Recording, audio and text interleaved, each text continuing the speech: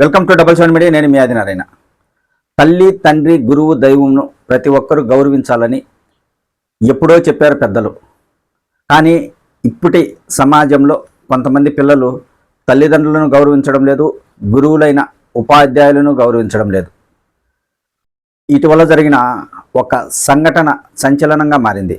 అన్నమయ్య జిల్లా రాయచోటి పరిధిలోని కొత్తపల్లిలో ఉన్న ఉర్దూ జిల్లా పరిషత్ ఉన్నత పాఠశాలలో ఉపాధ్యాయుడు అనుమానాస్పదంగా మృతి చెందిన సంఘటన జరిగింది.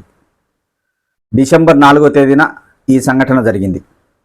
ఉపాధ్యాయుడు ఎజాజ్ అహ్మద్ తన క్లాస్ రూమ్లో పిల్లలకు పాఠాలు చెప్తుండగా పక్కనున్న 9వ తరగతి క్లాస్ రూమ్లో విద్యార్థులు అల్లరి చేస్తుంటే ఉపాధ్యాయుడు మహమ్మద్ అక్కడికి వెళ్ళాడు. అక్కడ ముగ్గురు పిల్లలు గొడవ పడుతుంటే వారిని అరిచాడు. గొడవకు కారణమైన మరో విద్యార్థిపై ఉపాధ్యాయుడు అహ్మద్ చేయి చేసుకోవడం జరిగింది. దీంతో ఉపాధ్యాయుడిపై విద్యార్థులు దాడి చేయడంతో అవమానంగా భావించిన ఉపాధ్యాయుడు కొద్దిసేపటికి గుండె నొప్పితో మృతి చెందినట్లు తెలుస్తుంది. అది అనుమానాస్పదంగా మృతి చెందాడు.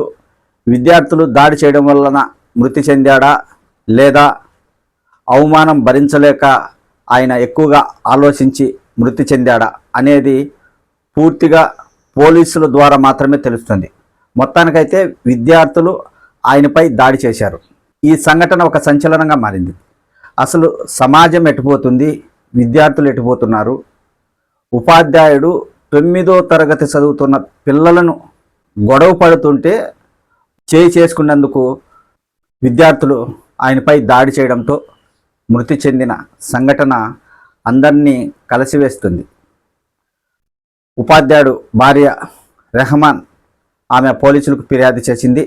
కారణమైన వారిపై చర్యలు తీసుకోవాలని.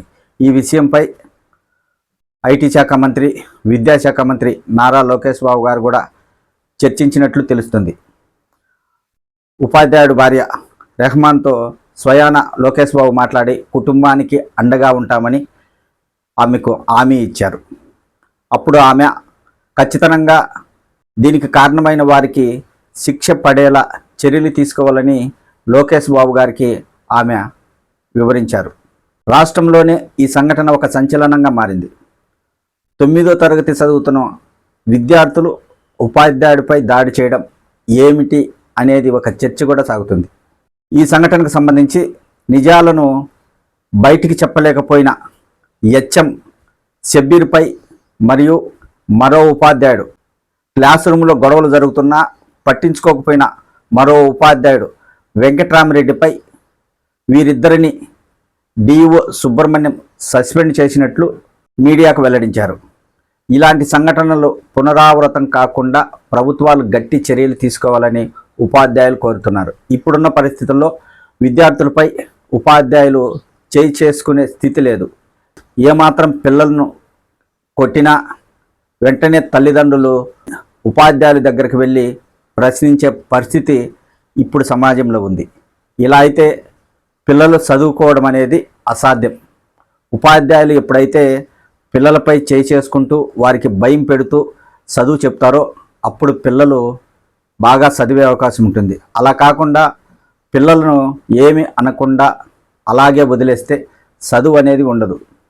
పిల్లలు ఇష్టారాజ్యంగా తిరిగే అవకాశం ఉంటుంది. ఇలాంటి సంఘటనలు జరిగే అవకాశాలు ఉంటాయి. ఉపాధ్యాయుడు మృతి చెందడం చాలా బాధాకరమైన విషయం. ఇలాంటి సంఘటనలు మళ్ళీ జరగకుండా గట్టి చర్యలు తీసుకోవాలని కోరుకుందాం.